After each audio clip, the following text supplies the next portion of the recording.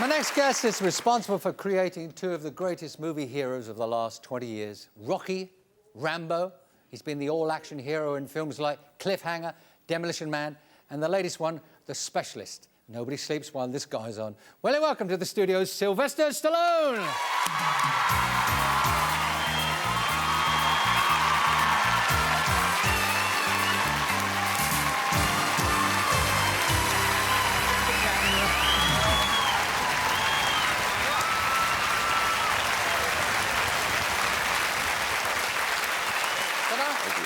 It's right. Let's clear up one point. What do I call you, Sylvester or Sly or Mr. Stallone? Well, actually, you can call me Tweety. I think. Tweety. Yeah, I'm used to that. You know, when you have that name Sylvester, it kind of like brings on that cartoon thing happening. So I'm used to it. So call me Putty Tat. Or something that's catchy, like a really sexy name. What do your friends call you? That you can tell us. Loser, stay away. Okay. No, actually, they call me, usually women say Sylvester, men say Sly. I don't know why. Sly. That was close. Now, you're filming here at the moment, okay? Yeah. And, hey, what does a guy like yourself do in London on your own? I mean, really? What do you do to pass the time away, Sly? Well, actually, I sit there. I hang out at fish and chip shops, and You've never been in a fish and chip shop in your life, have you? Actually, I'll tell you what I do. I was looking around to buy. I mean, people think like, oh yeah, he hangs around and does very strange things at a nightclub and whatever, laying face down in an ashtray all night. No. Actually, I was out looking to buy a merry-go-round. You winding me up? I swear to God, I was out looking to buy. Why would you want a merry? Because all my life, I wanted a merry-go-round. And I said, you know, I bought a house in Miami, and it's kind of like a lost piece of art. For some reason, I look at a merry-go-round. A carousel. You look at a carousel, and you're in an instant good mood. Now, I don't expect anyone to make any sense of this, but in England, there's some extraordinary old carousels. I mean, world class. And I've been out there looking at night. Instead of stalking nightclubs, I'm stalking carousel makers, okay? Whatever turns you on, Sly. Whatever turns you on. That brass ring. It sounds like something from the childhood. Sounds like. Yeah, it is. No, it really is. Did you ever go to Coney Island when you were a kid? Yeah, I did the whole thing. And I thought, okay, now I'm going to do one thing. I mean, one absurd thing. Well, I've done a few absurd things. One more absurd thing, and try to do that. So when you're wandering around London, as you do, I know that, and you just pop into burger joints and restaurants, I'm told you're very easy. Okay. I mean, do you wear a disguise? No, I really don't. Get hassled? The British are very reserved. You know, I mean, they're really kind of respectful. They don't tend to be constantly so-called in your face. I mean, they'll give an autograph, hello, how are you, and they let you go your own way. Whereas some countries, it's not like that at all. Could you do it in New York? Could you wander around in New York? Not so much, no. Little a Rambo riot, I should Yeah. Usually in Latin countries, it's rough. Yeah. It seems like I'm related to everybody, you know, somehow. Let's go back 18 years. I can't believe it's 18 years since you did Rocky. Yikes. 18 years. Is it really? Yeah. If you look at the dates, they add up to 18 years. You know, it was amazing. I did that film when I was 12 years old. And it's really amazing.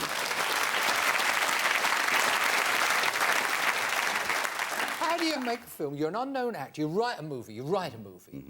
Apparently in a very short space of time. Right. About 3.5 days. How long? 3.5 days. You wrote the whole thing in 3.5 days? Yeah. Well, you know what it was? Not that it was letter perfect, but I think if you have an idea, just jump on it right away. And even though it's not perfect, maybe it's 50% there. At least it's down, and then you can start to hone it in. And of course, they might go through 20 drafts before you get it, but that was the initial time. Yeah. I read that quite a few people were interested, and they were suggesting other people to play Rocky, and you. Well, I don't blame them. Actually, I would have too. It wasn't exactly as though Well, you were unknown, weren't you? More or less. Please, I was unknown. I was unwanted. It was like, actually, it was a kind of a blessing in disguise. They offered a great deal of money, and I thought that, you know, I never had been rich, and why not just hold out and play some kind of foolish game of poker? And luckily, it worked out. The film was done in 25 days. It was done for $860,000. Which is nothing. Oh, God, a ham commercial costs more than that today. And the rest is history. It's like a miracle. So when I meet young actors, I say, what is the secret? I said, please, mine was a complete accident. I wish it could happen more often, but I'm really very, very lucky. Is that right? You were so, English term, so poor that you actually sold your dog? I did sell my dog at a 7-Eleven. I'm sorry, I had to. You sold it in a store? It was either that or eat him. I mean, I was getting close. Oh, yeah. Well, you were, as we said, we were unknown. You make a movie, written in 3.5 days, and the movie wins an award, Best Picture, I think it was. How do you deal with instant fame of that kind? Did you go bananas? Yeah, I mean, I abused it. I think I became a little too outspoken. I think I kind of reacted against the image, so-called, of Rocky. It was, I maybe perhaps was protesting the fact that I was so aligned with the character. Everyone thought that was me. And by protesting it and trying to be so overly confrontational, so verbal on every subject, contrary to what Rocky would be, it became to be quite obnoxious.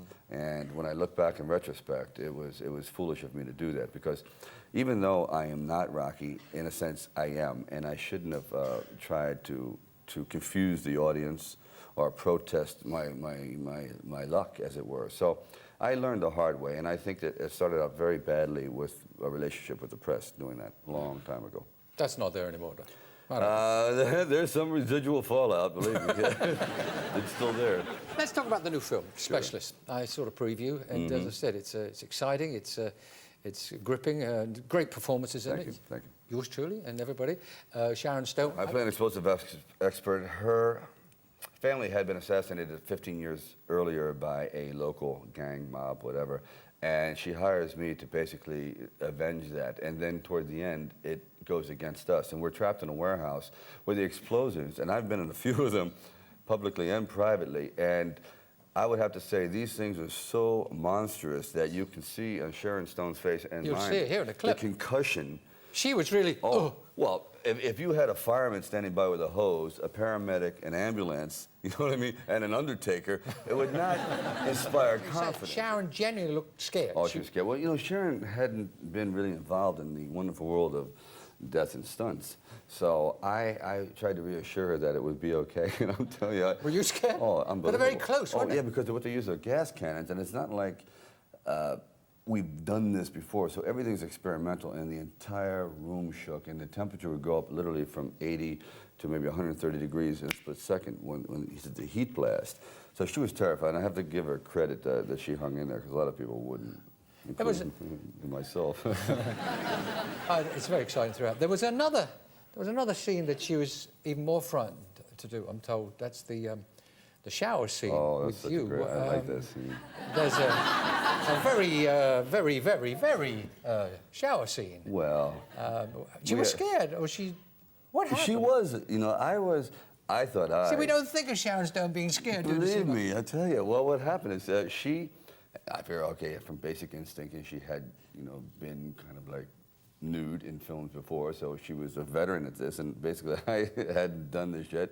And I mean, Rocky, after 5 films with Adrian, I mean, even though we had a child, it's like we never took our clothes off. You know, we had it through children, through the clothing, through everything. It was like an immaculate conception. There was no sex whatsoever. So I said, okay, fine, I have to do this adult scene, and I get ready, and I'm working out constantly. I said, I want to make a good appearance, and I'm in shape. And she's eating donuts and cake and cheesecake, and I'm warning. I said, Sharon, seriously, you better get ready, because look, I think I'm part of the new woman, the voluptuous woman, the round woman. I said, yes, okay, fine. You want to be the Michelin woman? You can be the Michelin woman. So anyway, one day before we're ready to film it, she goes out and buys a piece of equipment called the butt blaster, and she does like 1, 2. Okay, I'm in shape. I'm ready. I said, beautiful. All right, so we get up there, and it's starting to become like a heavyweight fight. So I drop my robe, and I'm ready to go. And she goes, I'm not doing it. I said, I'm not standing next to him. I'm sorry. I said, well, excuse me. What do you want to do, just stand it? I mean, this is, we have to do this. She says, no, I'm not going to do it. So after about 10 minutes of trying to cajole her using therapy, I called upon... Therapy. Therapy, yes. Yeah. I called upon something that a little bit more medicinal. We called on Dr. Vodka. Vodka? Dr. Vodka came by, and after about 2 glasses, we couldn't keep her clothes on. We were in the shower doing the backstroke. It's like, synchronized swimming. It's like, Thank you, Sylvester thank Stallone. you. Thank you Thank you very very much for coming in.